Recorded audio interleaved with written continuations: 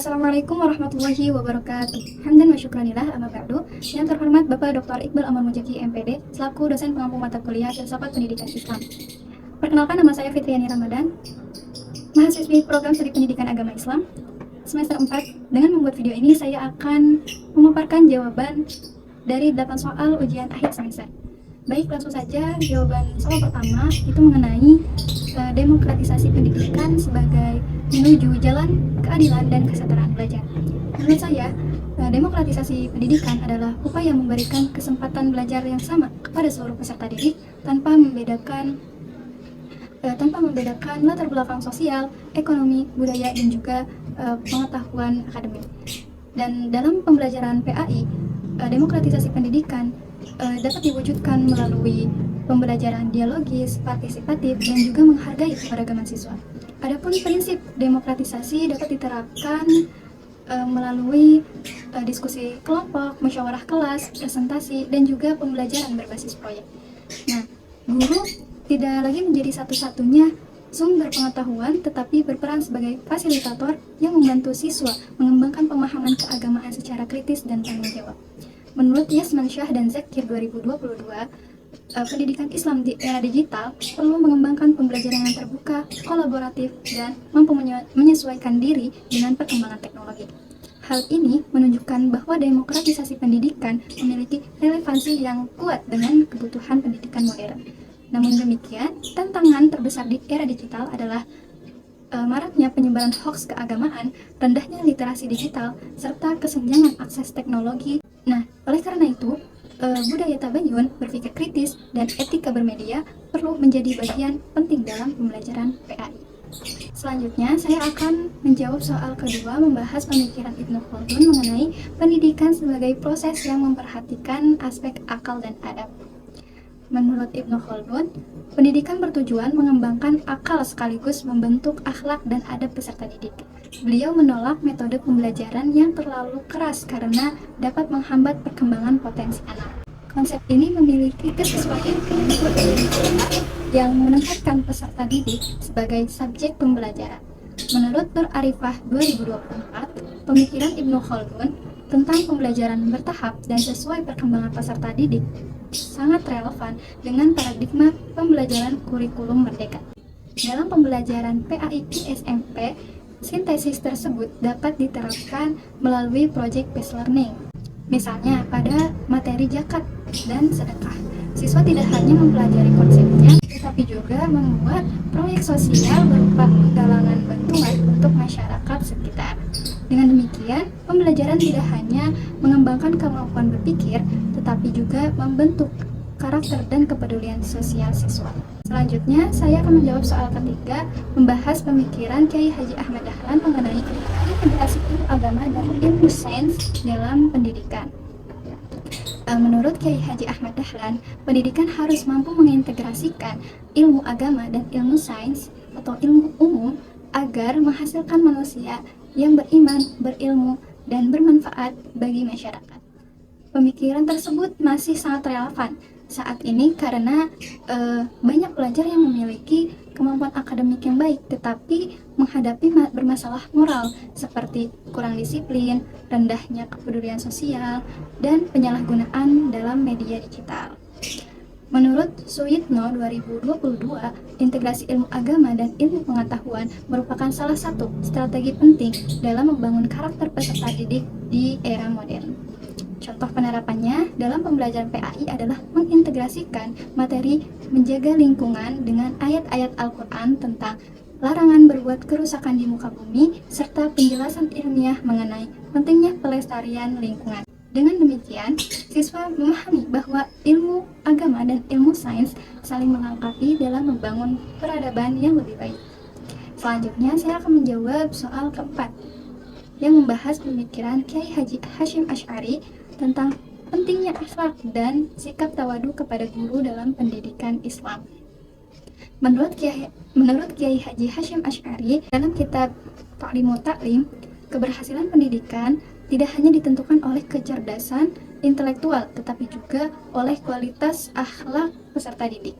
Beliau menekankan pentingnya menghormati guru, menjaga adab ketika belajar, serta memiliki niat yang ikhlas dalam menuntut ilmu.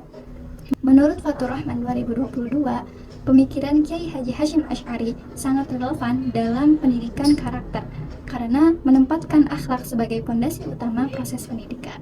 Dalam konteks PAI, nilai tersebut dapat diterapkan melalui pembiasaan sikap hormat kepada guru, disiplin, jujur, dan bertanggung jawab. Menurut saya, krisis keteladanan guru di era modern dapat diatasi apabila guru menjadi penguasa dalam perilaku, ucapan, dan penggunaan media sosial sehingga peserta didik memperoleh teladan yang baik. Selanjutnya, yaitu pertanyaan kelima, membahas pemikiran Ahmad Hasan dari Persatuan Islam atau Persis mengenai purifikasi ajaran Islam melalui pendidikan berbasis Al-Quran dan Hadis.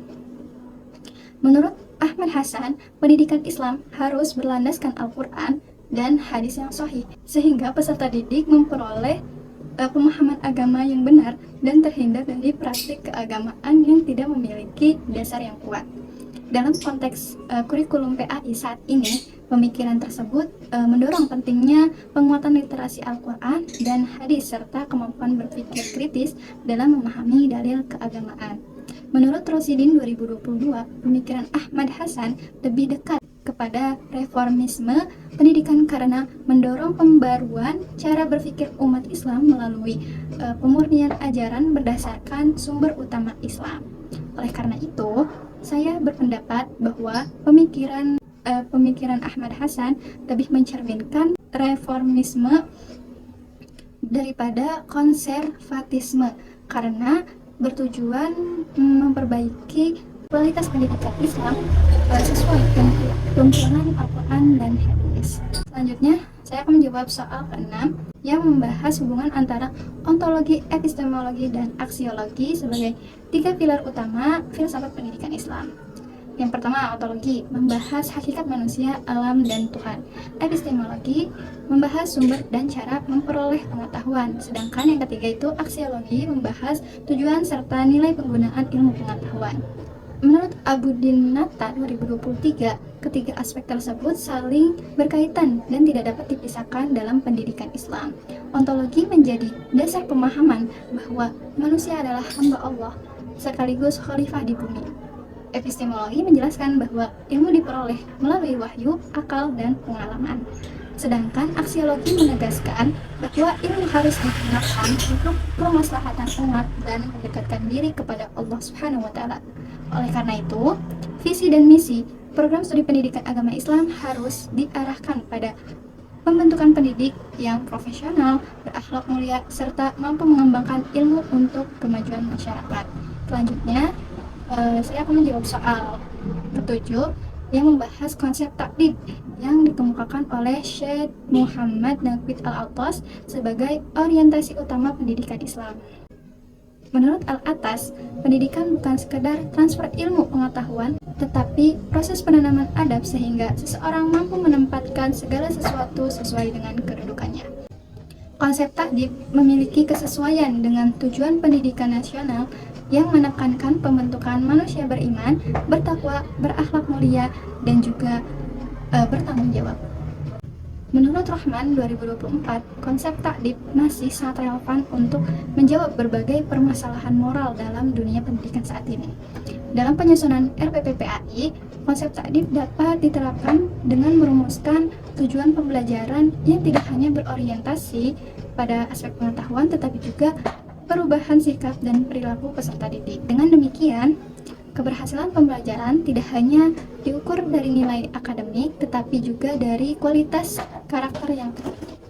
Selanjutnya, saya menjawab soal ke-8 sekaligus menjadi pembahasan terakhir.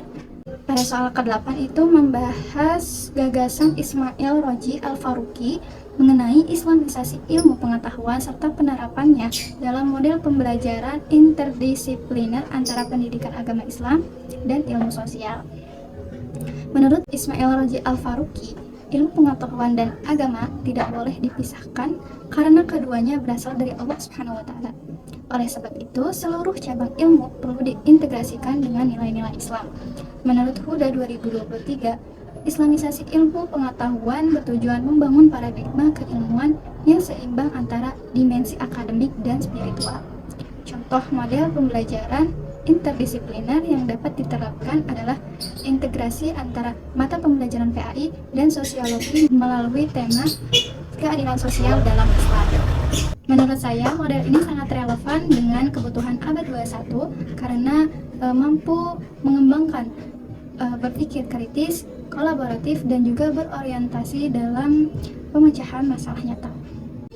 Alhamdulillahirrabbilalamin, sekian pemaparan jawaban dari ke-8 soal ujian akhir semester. Mohon maaf apabila terdapat kekurangan dalam pemaparan atau isi jawaban yang saya paparkan. Wallahul muwaffiq. Wassalamualaikum warahmatullahi wabarakatuh.